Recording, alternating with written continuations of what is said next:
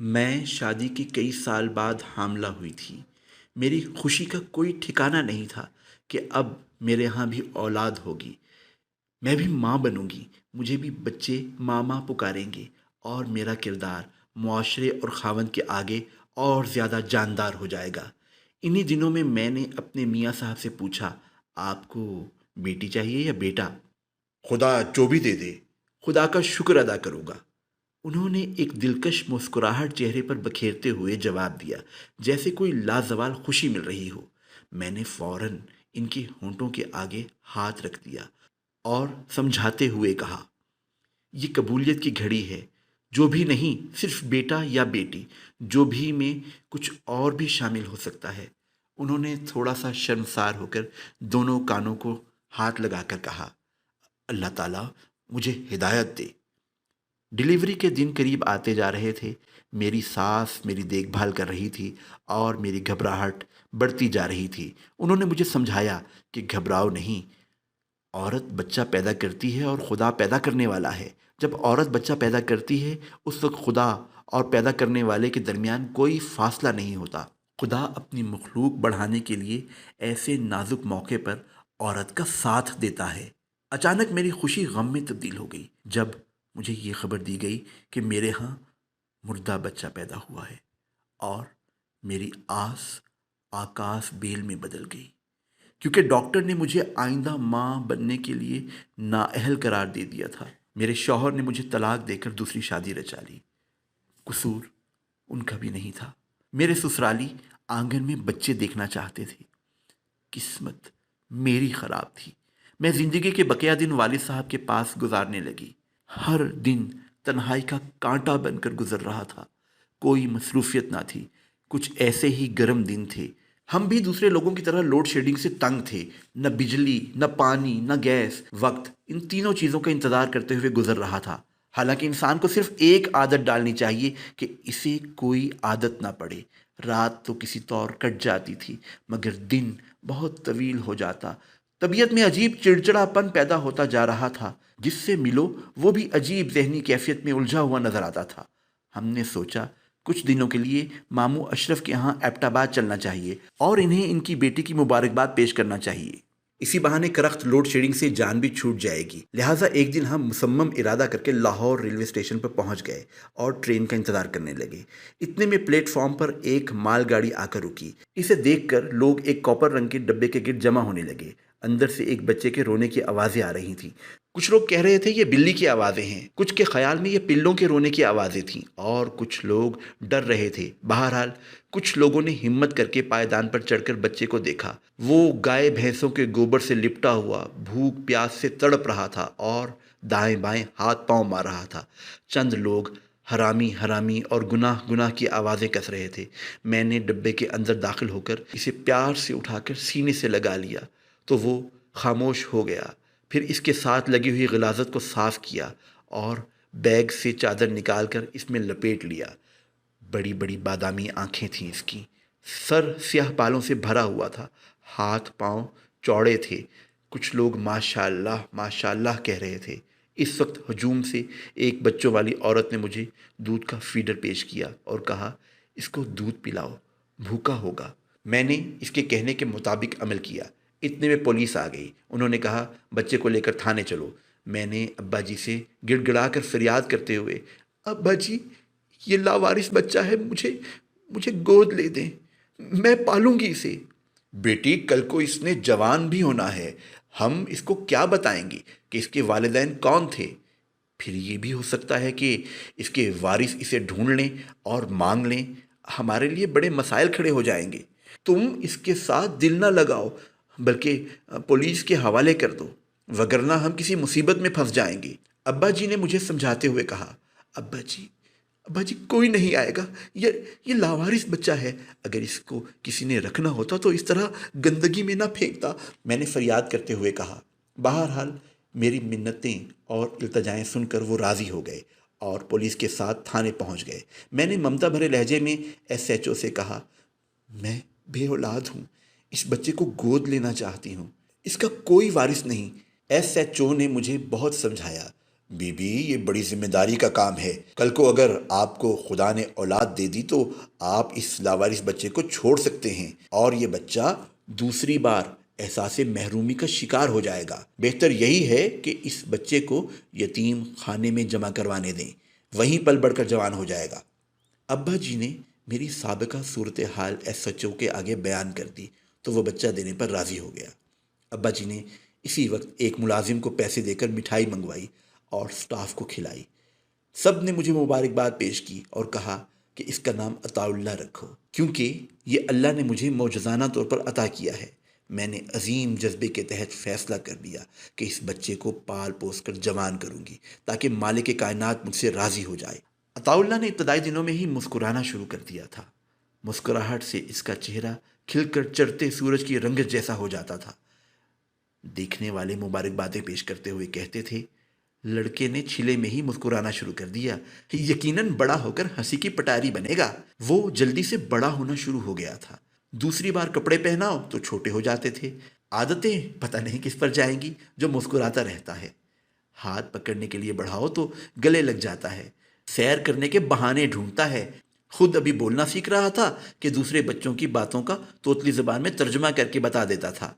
School جانا شروع ہوا تو ایک بار سنا سبق اس کو ازبر ہو جاتا. ناز برداریاں اس حد تک اندر چھپی ہوئی تھیں کہ اپنا الگ صابن رکھتا، جیب میں ہر وقت رومال رکھتا، کپڑے بدلے جاتے تو استری اور جوتے پالش ہونے کا خیال بھی رکھتا. جیسے قد بڑھتا جا رہا تھا ویسے ہی حسن بھی بلند ہوتا جا رہا تھا.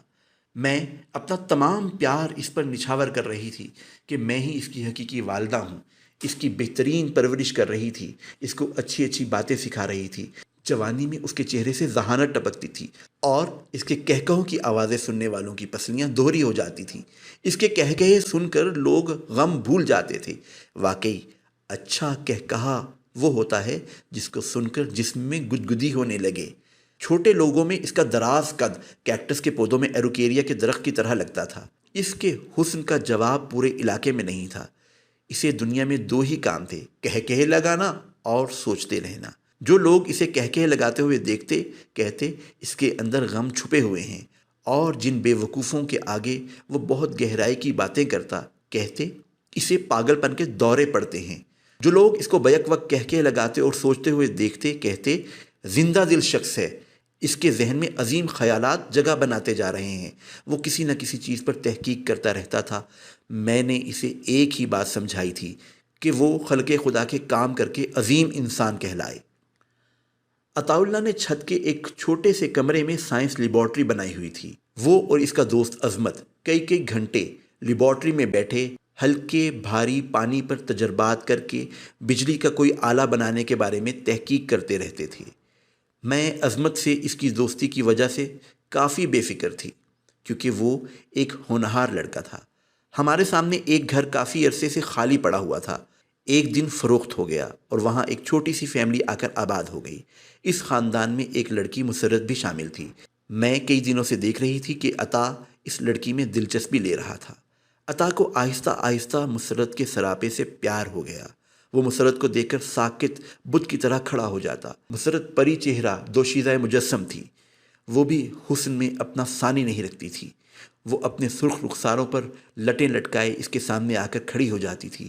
عطا مسرت کی چنچل اور شوخ اداؤں کا اسیر ہوتا گیا. موسم بہار کے کھلے ہوئے پھولوں جیسا رنگ تھا اس کا. بڑی دھوکہ باز کشش سے بھرپور شکاری آنکھیں تھیں اس کی. گلابی رنگ سے بے انتہا محبت کرتی تھی. کپڑے، جوتے، پرس، چوڑیاں، میک اپ کٹس، کمروں کے پردے سب گلابی رنگ کے استعمال کرتی تھی، جبکہ کتابوں پر کور بھی گلابی رنگ کا چڑھاتی تھی. نزدیک کی نظر کمزور ہونے کی وجہ سے اینک کا فریم بھی گلابی رنگ کا استعمال کرتی تھی. کبھی کبھی تو وہ کوئی ماورائی مخلوق معلوم ہوتی تھی، مگر پاؤں بے حد کھردرے تھے. شاید انہیں بنانے سنوارنے پر توجہ نہیں دیتی تھی. عطا اور مسرت کئی مہینوں تک ویب کیم پر ایک دوسرے کو دیکھتے رہے اور چھپ چھپ کر ایک دوسرے سے ملتے رہے. دونوں ایک دوسرے سے دور رہنا نہیں چاہتے تھے. ایک رات میں عطا کے کمرے میں کھانے کی ٹرے لے کر گئی. وہ سینے پر کاپی رکھے آنکھیں بند کر کے گہری سوچوں میں گم بیڈ پر لیٹا تھا. میں نے اس سے باز پرس کرتے ہوئے پوچھا، تم سارا دن مسرت کے خیالوں میں کھوئے رہتے ہو، رات کو سوتے بھی ہو کہ نہیں؟ اگرچہ وہ میرا بیٹا تھا مگر مجھے اپنا دوست سمجھتا تھا، لہٰذا وہ رازداری والی باتیں مجھے بتانے میں خوف محسوس نہیں کرتا تھا۔ اس نے بڑا پیارا جواب دیا، ماں جی، نیند میں پیار کا بھی اپنا ہی مزہ ہے اور اجالے کا الگ سرور۔ جب مسرت میرے خیالوں میں پھول بن کر مسکراتی ہے تو میرا ذہن تر و تازہ ہو جاتا ہے اور میں اس کے پرمسرت چہرے کے آگے شرما جاتا ہوں۔ کبھی کبھی وہ شرارتی آنکھوں سے بازو کھول کر شرارتیں کرتی ہے اور بہکی بہکی چالیں چلتی ہے تو میرا دل اس کی خوشبوؤں سے معطر ہو جاتا ہے اور خوشی سے دل میں کہکہے پھوٹنے لگتے ہیں۔ جب نظریں جھکا کر باتیں کرتی ہے تو مجھے اس کی مترنم آنکھوں میں ڈوبتے سورج کا گمان گزرتا ہے۔ وہ پرکشش نظروں سے پیار لیے خوشبوؤں کی طرح ہر وقت میرے محور میں گردش کرتی رہتی ہے۔ وہ اس قدر خوبصورت ہے کہ اس کا حسن ہر حسین چیز سے زیادہ حسین ہے۔ کیا تمہاری مسکراہٹیں اور کہکہے بھی اس پر کچھ اثر انداز ہوتے ہیں؟ میں نے دلچسپی لیتے ہوئے پوچھا۔ میری مسکراہٹیں اور کہکہے فرضی ہیں ماں جی، مجھے اس کا چہرہ ستاتا ہے، میری اس سے شادی کروا دیں۔ میں نیند میں بھی تڑپتا ہوں، کسی پل قرار نہیں آتا۔ کبھی کبھی اس سے دوری کے غم میں میرے دل میں رونے کی شدید خواہش جاگ اٹھتی ہے کہ کہیں اس کو مجھ سے کوئی چھین نہ لے۔ عطا نے آزردہ لہجے میں جواب دیا۔ میں نے احتیاطاً پوچھا، اگر وہ نہ ملی تو تم کیا کرو گے؟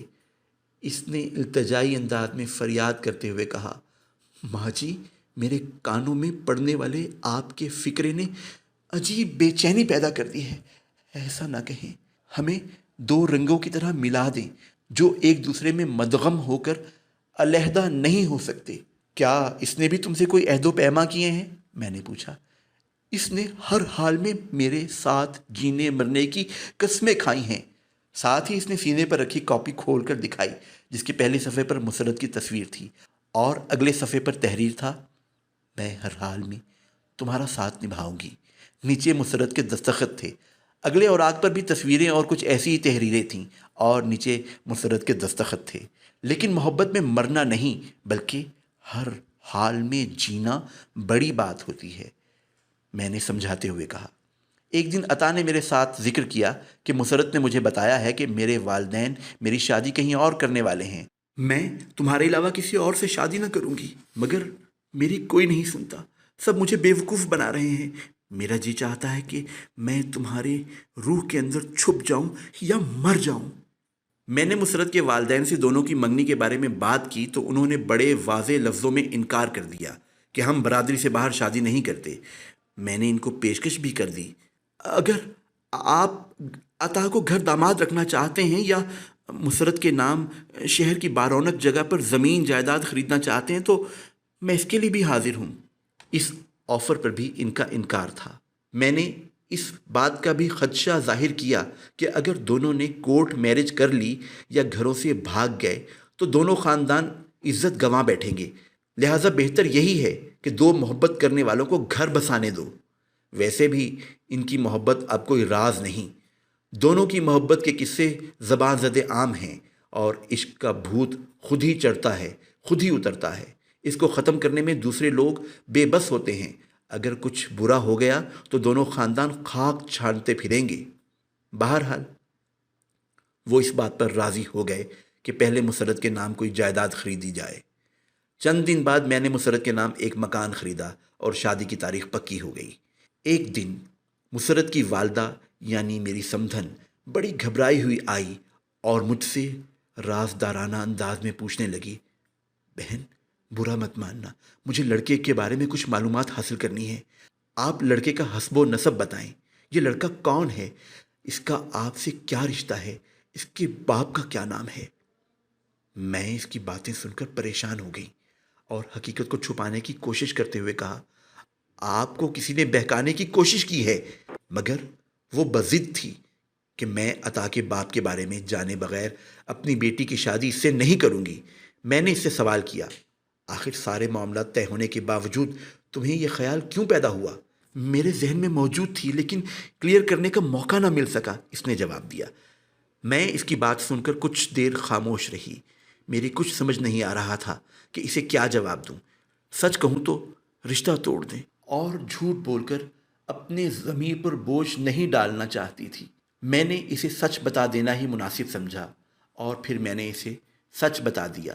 وہ میری بات سن کر سکتے میں آ گئی اور کچھ دیر مجھے بڑی گہری نظروں سے دیکھتی رہی۔ میں نے اس کے چہرے کے بدلتے رنگ اور کیفیت دیکھ کر اس سے پوچھا، تو کیا میں یہ سمجھوں کہ… میں بات کرتے کرتے رک سی گئی۔ اس نے میرا ادھورا جملہ سنا جیسے سکتے کی کیفیت سے باہر نکل آئی ہو۔ نہیں بہن، وہ نہیں جو تم کہنا چاہتی ہو۔ میں نے پوچھا، کیا وہ نہیں؟ اس نے جیسے میری بات سنی ہی نہ ہو پوچھنے لگی، جب تم نے اسے مال گاڑی سے اٹھایا تھا کیا دن تھے؟ مجھے صحیح تاریخ تو یاد نہیں۔ میں نے اسے مہینہ اور سال بتایا تو بتاتے ہوئے مجھے کچھ یاد آ گیا۔ میں نے کہا، کچھ توقف کرو، میں تمہیں صحیح تاریخ بھی بتا دیتی ہوں، مگر اس سے پہلے پوچھنا چاہوں گی کہ ان سب تفصیلات کا جاننا تمہارے لیے کیوں ضروری ہے؟ اس نے جواب دیا، اس کی ایک خاص وجہ ہے، وہ میں تمہیں بعد میں بتاؤں گی۔ میں اپنے بیڈ روم میں گئی اور الماری سے پولیس کارروائی کی رپورٹ لے آئی اور اس کے سامنے رکھ دی۔ اس نے رپورٹ پڑھتے ہی دھاڑے مار مار کر رونا شروع کر دیا۔ میں گھبرا گئی کہ یکدم اس کی ایسی کیفیت کیوں ہو گئی۔ پھر اس نے مجھے بتایا، یہ میرا بیٹا ہے، میں نے اسے مال گاڑی میں ڈالا تھا۔ اس کا جواب سن کر میرے پاؤں تلے سے زمین نکل گئی اور رونگٹے کھڑے ہو گئے کہ اے میرے خدایا، یہ کیا ہو رہا ہے؟ پھر میں نے پوچھا، تم نے ایسا کیوں کیا تھا؟ اس نے کہا، میرے ساتھ پیار میں کسی نے دھوکہ کیا تھا، میں حاملہ ہو چکی تھی۔ اپنے گناہ کو چھپانے کے لیے میں نے لڑکے کو جنم دے کر زندہ ٹرین کے ڈبے میں ڈال دیا تھا۔ میں اس کو مار کر دوسرا گناہ نہیں کرنا چاہتی تھی، مگر آج میں دونوں کی شادی کر کے ایک اور گناہ کرنے والی تھی۔ اس عورت کے انکشاف نے میرے دماغی شریانیں توڑ مروڑ کر رکھ دیں۔ وہ عورت میرے آگے ہاتھ جوڑ کر واپس چلی گئی اور اگلے دن سامنے والا مکان خالی ہو گیا۔ عطا کو کچھ بتانا اور چھپانا میرے لیے بڑا مسئلہ بن گیا تھا کہ میں اسے کیسے ہینڈل کروں۔ اسے کچھ اندازہ ہو چکا تھا یا وہ ہماری باتیں سن چکا تھا۔ وہ بہت اداس اور کھویا کھویا رہنے لگا۔ اس کے دل میں ایک کسک پیدا ہو چکی تھی۔ ایک رات 12 بجے کے قریب عطا کے کمرے سے چیخوں کی آوازیں بلند ہوئیں۔ میں مشکل سے آنکھوں کے پپوٹے کھول کر کھڑی ہو گئی کہ اس وقت چیخوں کی آوازیں کیسی اور کہاں سے آ رہی ہیں۔ جیسے ہی میرے حواس ٹھیک ہوئے مجھے محسوس ہوا کہ یہ آوازیں تو عطا کے کمرے سے آ رہی ہیں۔ میرا دل عطا کی دلدوز چیخوں سے پھٹنے لگا اور کنپٹیوں سے خوف کی لہریں گردش کرنے لگیں۔ ایسے معلوم ہو رہا تھا کہ عطا کے کمرے میں بدروحیں چنگھاڑ رہی ہوں۔ میں اس کے کمرے کی طرف دوڑی۔ اس کے کمرے سے شعلے باہر نکلنے کی کوشش کر رہے تھے۔ دیواریں لرز رہی تھیں۔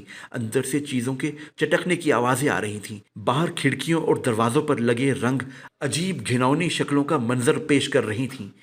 میں نے حیرت اور کشمکش میں دروازہ کھولنے کی کوشش کی تو ناکام رہی۔